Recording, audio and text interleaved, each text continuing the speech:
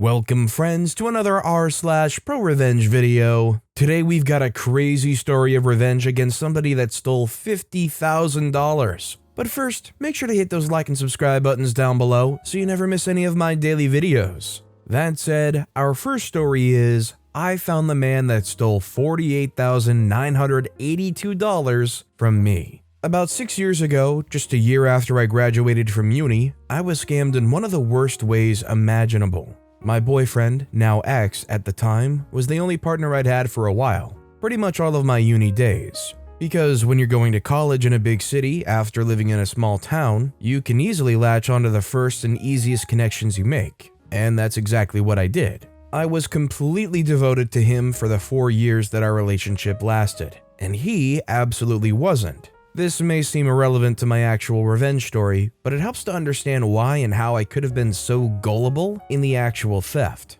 I was really young when I got into uni, and I was extremely clueless, so I was always misunderstanding social cues and things like that. You can imagine how rough my awkwardness was. Then I met this cute boy outside the coffee shop where I worked part-time while I was in uni, before becoming the manager of the chain after I graduated. Trust me, that's the only good bit of the story. Anyways, he was the city boy and I was the clueless small southern girl, and it was a terribly written ebook come to life. I worshipped the ground he walked on, he worshipped the ground my roommate walked on, and I caught them going at it on the kitchen counter I'd scrubbed painlessly the night before that unfaithful morning. The breakup tore me apart, but I think it was made worse by the fact that I had to handle the rent for a midtown 2-bedroom apartment. But I didn't want to get stuck in that situation again. Not that I had the hopes of finding another boyfriend ASAP, but I didn't want to go through that. Oh, I'm building a great friendship with someone, and then a man comes into the picture, and they realize they don't like being a good person as much as they like sucking so-and-so, and they decide to treat me like crap, taking my man and my rent along with them. Been there, done that. Was on a long road to recovery and never wanted to do it again. So although my Craigslist ad was very non-gender specific, I was only responding to male applicants that gave off heterosexual vibes, and women that seemed overtly religious or overtly homosexual. I believe I already implied I wasn't taking any chances, right? Now, this is the part where things started getting murky, because I was bone deep in depression. I had a very loose version of a checklist for my perfect roommate, and because of how hurt I was, my only requirement was no strange women allowed. So he had to be straight and not a criminal. But time would tell that I was a little bit dumb in the way I checked that last bit, because back then, all I did was ask, "Any criminal record?" and kept it moving after they all quite obviously said no. At the end of the process, I was stuck with 2 potential new roommates, and I closed my eyes, shuffled their applications, prayed for luck, and chose one. With my track record, I probably should have avoided any context involving luck, but the one thing I didn't lose after this whole ordeal is my optimism. I guess it's in my DNA. Anyway, back to the recap. So I chose this person, let's call him Steve, because I think Steve's an ideal name to characterize a thief. Steve the Thief. So I called Steve, told him to come by the house for a final discussion. We agreed on the rent, payment schedule, bill sharing, kitchen rules, and pretty much the basics. I didn't particularly have an issue with anything he said because I wasn't looking to be impressed. I just wanted someone who didn't remind me of the man I'd lost every time they walked around topless. My ex-roommate had my ex-boyfriend's head buried in her chest when I caught them, so naturally I felt like Steve the Thief was a great choice. And because it was the first month, I had to bear the cost for all of the bills since I'd already paid about 90% of them by the time I found Steve. And throughout the 2 weeks of terror, he kept insisting that I keep tabs of everything because he was certain he would pay at the beginning of the next month when he was fully moved in. I guess he didn't realize he would end up paying, but I'll save that for later. So for about a week, he didn't stay in the apartment, but I thought that made sense because he was probably cleaning out his old place.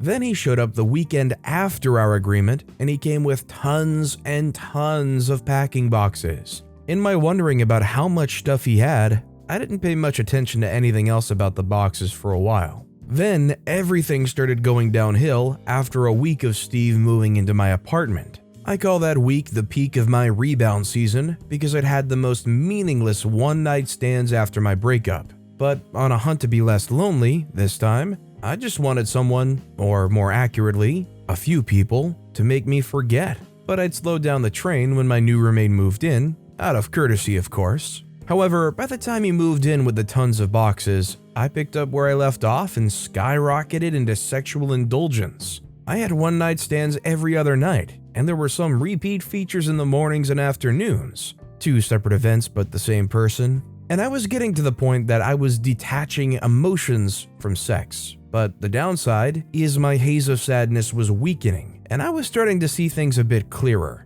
And that's when I noticed that things were going missing in the apartment. At first, they were things I wouldn't really have noticed if I wasn't observing the apartment with post-nut clarity, but each time I turned back to my room, after closing the front door behind my guest of the night, or morning out, I noticed that something seemed out of place in the living room. But one thing stayed constant: Steve's pile of boxes. Anyway, I convinced myself that I was being silly, kept it casual with my roommate since he abided by the rules, and had his own string of loud nights and giggling. But then it got very obvious that I was missing some things in the house. I had subconsciously been listing things that were gone from the house when I realized that my 21st birthday gift, a Michael Jordan autographed basketball, was gone from its shelf on the wall. I sat down to make a list of things that had mysteriously disappeared. They were all little things that had some monetary value, like an engraved paperweight, a set of fancy wine glasses, and a pair of studded earrings. But when the Jordan autographed basketball, which was estimated to be worth about $1,000, went missing, I was worried. Up to that point, I'd summed up the disappearances to my carelessness in letting the one-night stands spend more time than necessary in my house while I was asleep. But at that point, I hadn't had anyone over in a while, so I had to confront my roommate, and he was very visibly taken aback that I would think that he or any of his guests would have stolen the basketball. Then he started making some points, which sounded very valid at the time. He talked about how he was constantly in his room whenever he was in the house, how the living room was the entry and exit point for both our guests, and how I may have moved the basketball without remembering because, didn't you mention to me your cheating ex-boyfriend got you that basketball? It felt like a eureka moment because I was actively trying to remember the last time I'd actually seen the basketball, and I was certain that it'd been so long that it was probably in storage or I'd given it out to any of my friends. So I apologized. Yes, believe it or not, I did apologize, and decided to end the conversation about it right there and then. He put up an attitude for a few days, but ultimately we fell back into the casual friendship we had. I stopped bringing men back to the apartment, and I noticed that the items had stopped disappearing, or so I thought. It was now fully a month since Steve had been living with me, but he hasn't paid his due bills for over a week. Not enough to cause worry because I didn't have to actually pay for anything till like later in the month, but we had an agreed schedule, and I was getting a little iffy about it. So I called him for a little convo in the kitchen. I explained that, logically, he'd spent a month in the apartment already, and our agreement was over a month old and blah blah blah. I needed him to pay his share of the bills, and throughout my entire spiel, he was quietly nodding, so I felt relieved that we weren't about to have a huge confrontation. Then Steve explained how he'd recently started doing freelance graphic design for a new company remotely, hence the constant staying in his room, and his paycheck hasn't cleared yet. It sounded reasonable, and this was back when remote work wasn't as popular, so it felt valid that processing payment wouldn't be a seamless experience. As a matter of fact, I think I felt some level of pity for him. Big mistake. Big mistake. Now, remember that the mysterious disappearances had stopped, but Steve's boxes were still littering the apartment living room? That was my first sign, but I hadn't caught on to it. Then, what my friends like to call the big steal happened, and all heck broke loose. I got back from work one day, and the apartment oven was gone. Like a huge gaping hole was occupying the space the oven used to be in the kitchen, and it felt like the world was playing a very bad, unfunny joke on me. A $1,200 oven just upped and left the apartment? Highly unlikely. Immediately I walked over to Steve's door and banged till he opened it. Here's the thing, I'd never seen him inside his room, and he'd been living in my apartment for almost 2 months at this point. But when he opened it, I saw nothing that screamed that he was actually a designer. No multiple screens, no casually discarded scribbles, and none of this occurred to me till much later because I was freaking out about having to explain the situation to my landlord. As expected, Steve was adamant that he didn't know about it, that he'd heard sounds earlier but thought I was home and tinkering. And then he threw in the winning line. Remember that the guys next door got robbed last week and we were supposed to change the locks? And I felt immensely stupid.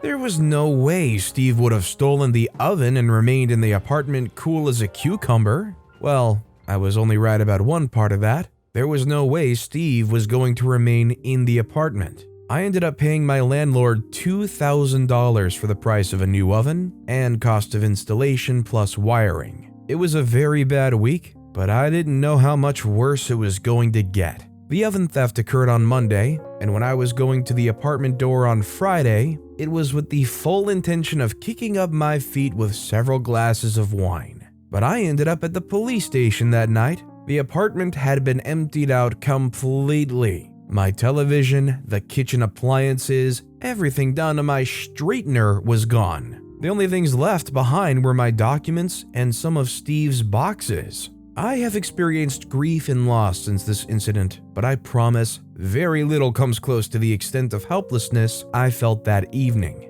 What happened was that Steve had slowly been taking bits of my belongings and putting them into packing boxes hidden in plain sight. And when it became obvious that I was suspicious, he moved them from the apartment. The oven was his test to see how stupid I was, and I broke the scale so he could carry out with the grand audit of my apartment. But I didn't find out about any of these until almost a year later. I was in debt for over 3 months after Steve robbed me blind, and I became even more depressed because bad luck doesn't even begin to quantify what I was experiencing. Of course, I called the police, and when they vetted all the information Steve provided, I don't think anyone was shocked to find out that it was all false down to his name. CCTV from the street showed that he had loaded a van with most of the items in packing boxes and taken the larger things out through the fire escape behind the building, which is a blind spot. I had to pay the landlord back for everything that was pre-installed, and I was racking up losses left and right. Luckily, I had leave days piled up at work, so I was able to focus on rebuilding my life. I moved out of that apartment because it was the constant factor in all the BS I went through in the period of that 1 year. My total expense and loss from Steve's grand theft, unpaid rent, and bills summed up to $48,982. And since the police were more focused on reminding me that I'd made a series of stupid choices, I knew that the case was gone with the wind. But as luck would have it, I got a promotion about 6 months after the incident and started planning for a vacation. One of my friends and coworkers decided to join me for a road trip to a nearby state where we would lodge for the weekend, drink, and indulge in multiple vices. At this point, I hadn't fully recovered from the whole drama with the theft and the breakup. My ex-boyfriend and ex-roommate got engaged shortly after Steve stole from me, but I was in a much better place. So we planned the trip and weekend, and about a year after the whole thing happened, we pulled over for a gas stop. Just one stretch of road to our destination, and that's when I got my shot at revenge. My coworker, let's call her Beth, was one of the few people who knew the full story about what happened, because I didn't want more people than necessary to know that I'd been well and truly stupid. Anyway, so she knew about it. And when I gasped as she got into the semi-busy line of cars at the gas station, she followed my gaze and immediately figured out that I was staring at Steve seated in a pickup truck. She quickly reversed the car and pulled over to the side of the gas station, and we watched as Steve jumped out of the truck, left the windows rolled down, and walked into the gas station store. I told her I had a plan, and I needed the bag of weed and LSD that I knew she had on her. Beth's a bit of a wildcat. My plan was simple. Because this was back when traveling interstate with marijuana without a medical prescription was prohibited, and I just had to plant Beth's absurd amount of illegal substances. She had a medical card for her anxiety and previous jolt of cancer, so she got away with carrying weed around back then in Steve's car. We got out of the car, Beth covered my smaller frame as I tossed the weed and pills to the floor of his driver's seat. Then we walked back to the car and called the cops. I kept it brief, explained that he'd stolen from me and I still had the fake documents he had tendered for his application, mentioned his plate number, and I just slid it in there that I'd just seen him buy what looked like marijuana at a gas station. With an efficiency that was missing the first time I tried to get Steve arrested, the police got to the gas station very quickly. Beth and I were already getting gas in the car when a cop car pulled up, and one of the two policemen in it announced that the owner of the pickup with Steve's plate should step out of the store. Through the glass windows, I saw Steve look confused at the checkout station before turning towards the doors where the policemen were standing behind their open doors. Steve walked out of the gas station and asked the officers if there was a problem. They led him to his car, searched, and found the weed. The moment Steve saw the bag, he was obviously confused and kept looking around. But he made the singular mistake that would have helped him out. When the officer asked, "Is this yours?" he grabbed the bag for a closer look, got his prints all over it, and then said, "No." The policeman told him that they had to bring him in, and when they pulled into the city's police station, we were right behind them. As soon as Steve stepped out of the cop car and saw me, he started screaming that I was the one who planted it, and when they asked if he knew me, he couldn't answer because that would have implied that he should establish how he knows me, which would have led to $48,982 worth of stuff he took. Long story short, I identified myself as the caller, the police questioned him, and got us scheduled for a hearing. Steve was held on bail for theft and illegal possession of marijuana. The court process was fast because I got a statement of the first report I made, and Steve was ordered to pay me $60,000 for the cost of stolen property and damages. Beth and I chose a different destination for another vacation and had a great time. And I've been more conscious and careful than ever because I got lucky when I found Steve the thief, and I never want to relive that experience again. Although I collected every last dollar he stole from me and then some, approximately $10,000 more, but hey, that's enough to cover the emotional and physical stress I went through. Have you ever in your life had an experience that felt as lucky as what OP experienced here? Going to a whole totally different state, pulling into a gas station, and running into the person that stole $50,000 from them? Do you think you've ever felt nearly that lucky in your life? Let me know in the comments down below. And our final story of the day is a story of a man keeping their kids from their ex-wife. I was married for 15 years, and at the end of marriage, I hated my ex-wife more than I ever loved her. To be honest, now that I'm looking back at what my life with that woman was, I realize I was playing a part up until the very end, and my role was the clown. My ex-wife, let's call her Karen, was the circus master, and whenever she needed something, I was the willing volunteer who put my neck on the line. I sold my first car to buy her second car, and no, it doesn't make any sense, but at the time, I can't go on a road trip in an SUV, I need a convertible to fully immerse the experience, was a convincing argument for me. I was a loser, or as most of you would agree, a total simp. Karen's word was life and truth for the better part of our marriage. It was so bad that, at one point, my 14-year-old son was convinced that I was the originator of the concept of simping because I allowed their mother to take off for the weekend because she said she needed a break from parenting. To put it into context, we have a 14-year-old, a 12-year-old, an 8-year-old, and a 4-year-old. And every single one of our kids had an event that weekend. My 14-year-old had his first baseball match on Friday afternoon, and his friend's birthday party was on Sunday. My 12-year-old had to be dropped off for ballet class on Saturday morning. My 8-year-old had a play date on Saturday morning as well, and I had to pick her up later in the day. And my 4-year-old was scheduled for the dentist's office at midday on Saturday. The kids knew it was a busy weekend, and their mother knew, and I knew. But that Thursday morning, my wife came down to the breakfast table with a travel bag packed to the brim and a beach hat under her arm. Bethy's having a birthday weekend getaway, so I'll see you guys on Monday when you get back from school. The first part was said to me, the second part was said to the kids as she gave them forehead kisses. Interrupting the breakfast, I woke up at 5 a.m. to prepare, since she slept in almost every weekday. I couldn't figure out what to say to that, but I didn't have to. My oldest son spoke up. but there's so much we have to do this weekend. Can't you miss it? And that's when she dropped the bit about needing time off from parenting, which was, in itself, a blatant joke when she was not just a bad mother, she wasn't a mother, period. My friends and I joke that the only good thing she did for my kids was carrying them to term and delivering them safely. Beyond getting pregnant, which she loved because she could order me around without needing an elaborate excuse, and giving birth, which she hated because she had to spend months recovering from what she called baby body, my wife didn't do much else. But she was great at being a trophy wife, and now that I'm being truthful about my marriage and life in the past 15 years,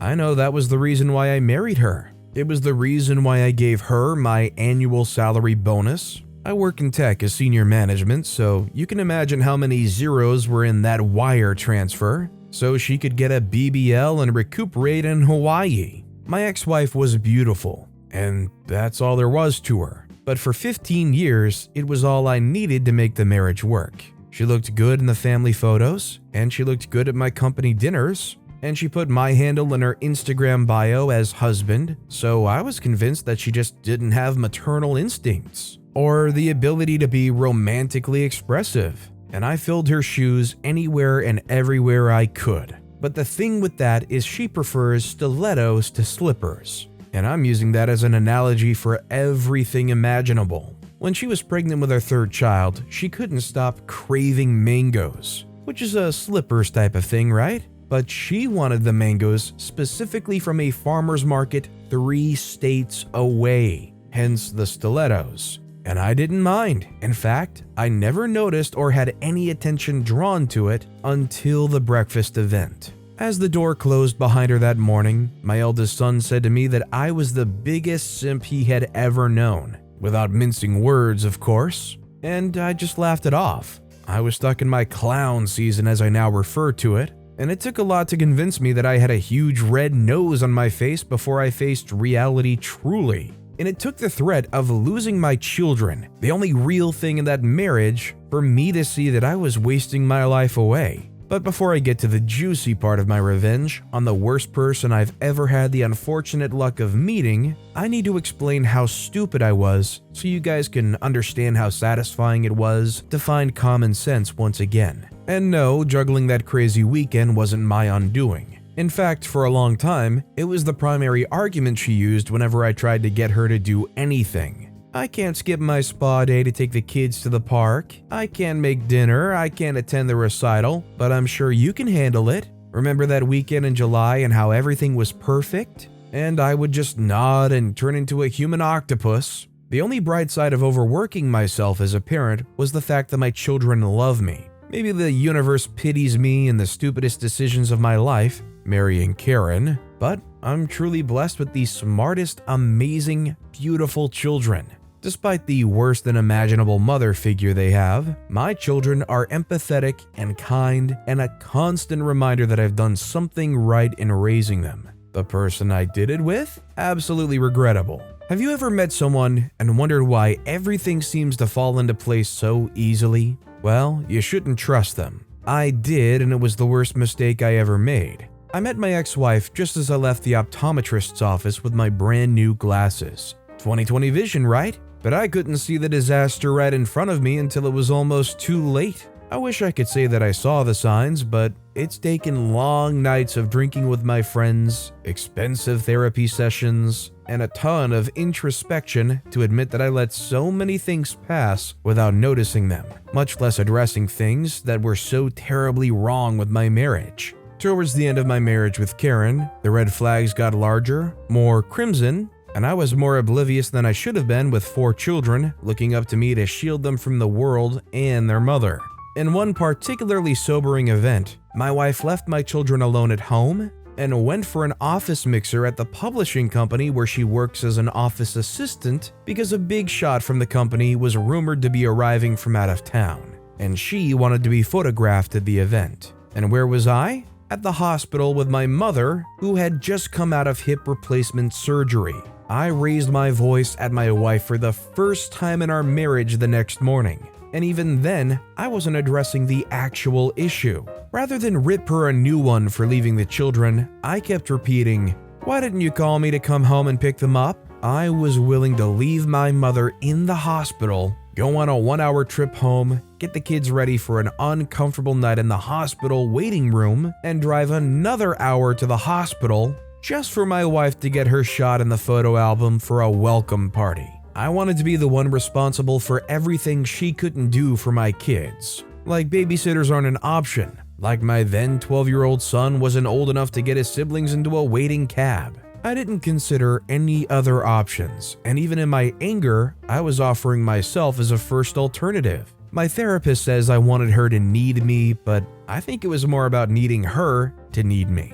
For weeks leading up to the end of my marriage, it felt like the world was just passing by while I stood on the sidelines. And when I began to snap out of the trance I was stuck in, it was almost too late. It started with a rather climatic event like all things do. She forgot our 4-year-old son at the mall for 6 hours. It was one of those rare days when she showed more than an ounce of emotion towards our children, and she had wanted to take them on a trip to the mall so he could check out the new play center near the food court. If I'd been more careful about her intentions or more conscious of her flaws, I would have probably realized that there was a luxury beauty store opening on the top floor of the mall. But I didn't know till I got to the mall that night, frantic and worried to the grays on my head. Basically, she had dropped my son at the play center and gone to the store's opening 5 floors away. She had my credit card because I was the elated husband, excited that she was spending time with our child.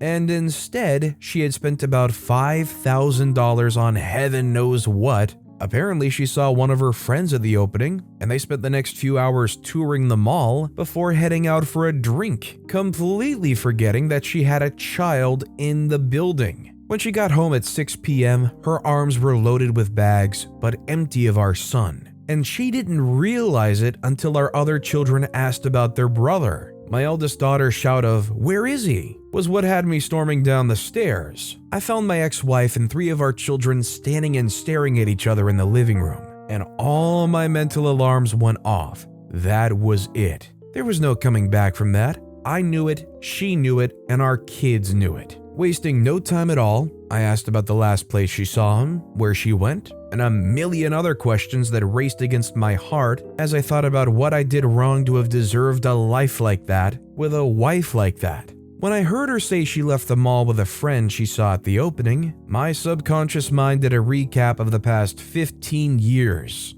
and it felt like I was a stranger in my own life. But I couldn't deal on the new realization because my child was missing somewhere, and that was the best case scenario for a curious, hungry, and tired 4-year-old. Pray that he's alive. Just pray that he's alive. That was the only thing I said to her as I ran out of the house with my eldest son. I've already mentioned that my children are quite smart, and that night was proof of it. The only number my 4-year-old knew was 911, and I just started teaching him how to remember the house phone number, so I knew he couldn't have called. But after he noticed that his mother wasn't coming back for him, he had found a security guard, told her his name, and told her that he didn't know where his mom was. The security guard had taken him to the main security office after making several announcements and reporting the case to the police, waiting to see if someone would turn up in search of my son. I didn't realize how shaken I was by it till my baby boy was wiping my tears after I hugged him when we were reunited.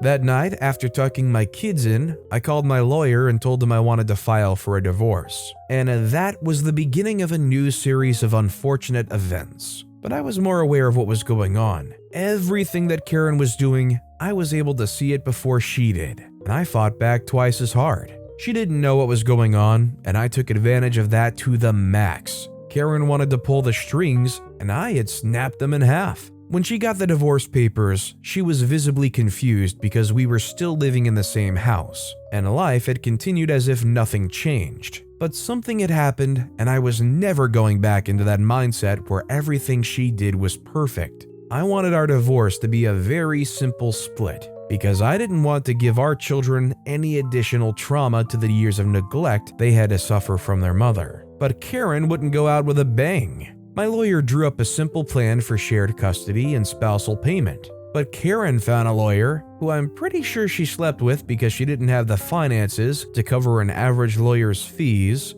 who she was able to convince to help her get full custody, spousal payment, and child support payment. I had spent 15 years financing Karen's life, and she wanted me to continue financing it for another 14 years. What she hadn't taken into account is the fact that I had had enough of her and her scheming ways. She put my child's life in danger because I never let her consider an alternative to her selfishness, and she was about to find out how terrible it could be to not have her way. My lawyer advised it would be best to have a judge hear my case and grant the ultimate decision, so we went to battle it out in court, and Karen played her last hand. She arrived with a black eye and busted lip.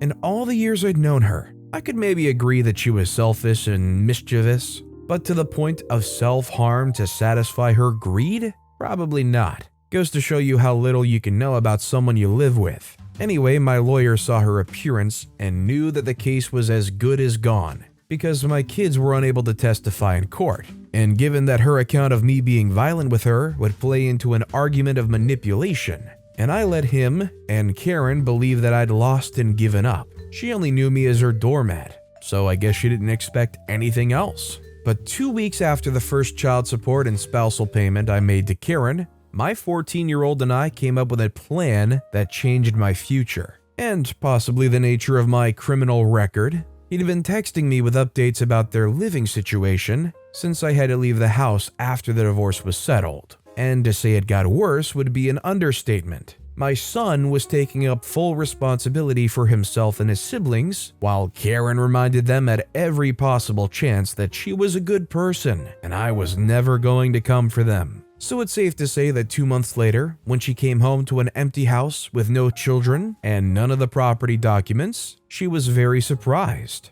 I didn't want to put my children through the horrors of an extended court case, and I couldn't deal with the thought of applying for shared custody with Karen. If it were up to me, I wouldn't live on the same planet with her. So I put in for a semi-permanent remote placement at work, had my teenage son pack their things slowly over a week, and borrowed a Chevy Suburban so it would be one single trip. And 2 months ago, on a bright sunny Saturday afternoon, I stole my kids from my ex-wife while she was out shopping. The entire time, I was second-guessing the decision and having an extreme internal debate about whether it was the right thing to do or not. But seeing my young kids cry after we pulled away from the old house was all the convincing I needed. There was no wrong in giving my children the life they deserve.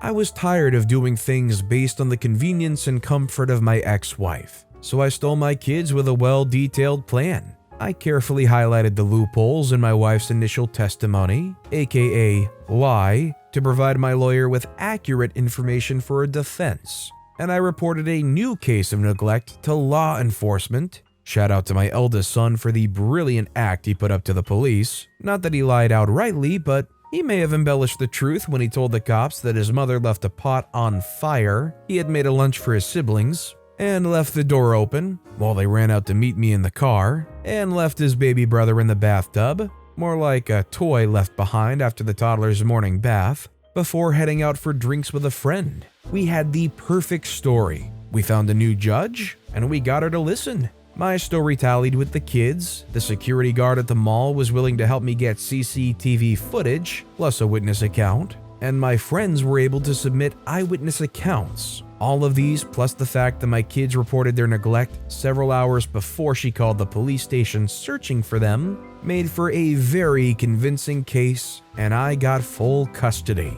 And she's facing possible charges for neglect and manipulating evidence in a court case. These days, I work from my new home on the other side of town, and I have my kids by my side. I definitely feel for OP. The wife sounds like an absolute nightmare, and frankly, I don't think there's any greater nightmare than having your 4 children that you love to bits stuck with somebody with full custody that does not care one bit about them.